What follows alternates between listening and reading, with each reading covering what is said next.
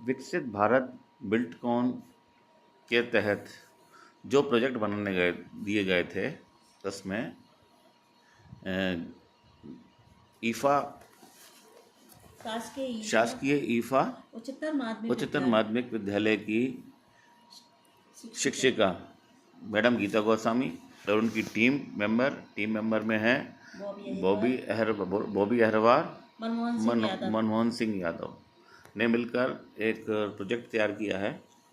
Project इस तरह से है, जो समस्या आजकल हम झेल रहे हैं बिजली की, पूरे भारत में बिजली की समस्या व्याप्त है, क्योंकि बिजली की आपूर्ति करने में सरकारें और पूरा तंत्र विफल है। गाँवों में कई घंटे तक बिजली नहीं रहती है, ना तो सिंचाई की व्यवस्था होती है, ना सिंचाई की जा सकती है। और विद्यालय में जो स्कूल हैं वहाँ भी बच्चे गर्मी में पढ़ते हैं, क्योंकि अगर बिजली की फिटिंग भी कर दी जाती है, लाइट लगा भी दी जाती है, पर विद्युत की आपूर्ति न होने की वजह से सारे संयंत्र, पंखे, लाइटें सब बंद रहते हैं। इसी तरह से फैक्ट्रियों में भी बिजली की आपूर्ति की बहुत दिक्कत है, विद्युत की आपूर्ति की दिक्कत है, क्योंकि समय पर लाइट ना आने की वजह से काम इकट्ठा हो जाता है। हमने देखा है कि काम इकट्ठा करके बैठे होते हैं कि जब लाइट आएगी तब काम किया जाएगा।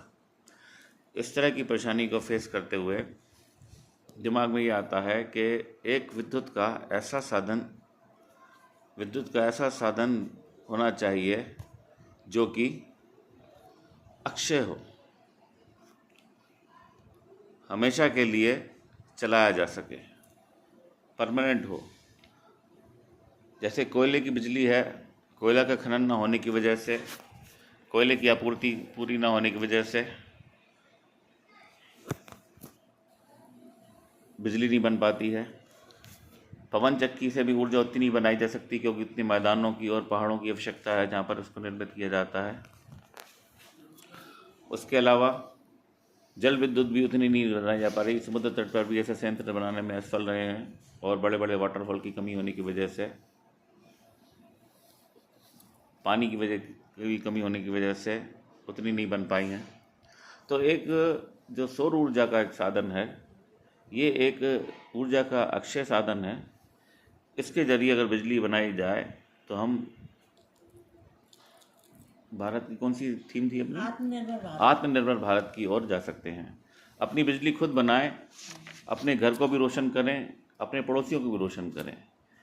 इसका कोई बहुत बड़ा संयंत्र नहीं है। सिलिकॉन की प्लेटें होती हैं जिसकी सेट किया जाता है इस तरह से कि सूर्य की किरणें उस पर पड़ती हैं, और उसमें वो कैपेबिलिटी और क्षमता होती है कि सौर ऊर्जा को विद्युत ऊर्जा में परिवर्तित कर लेती है।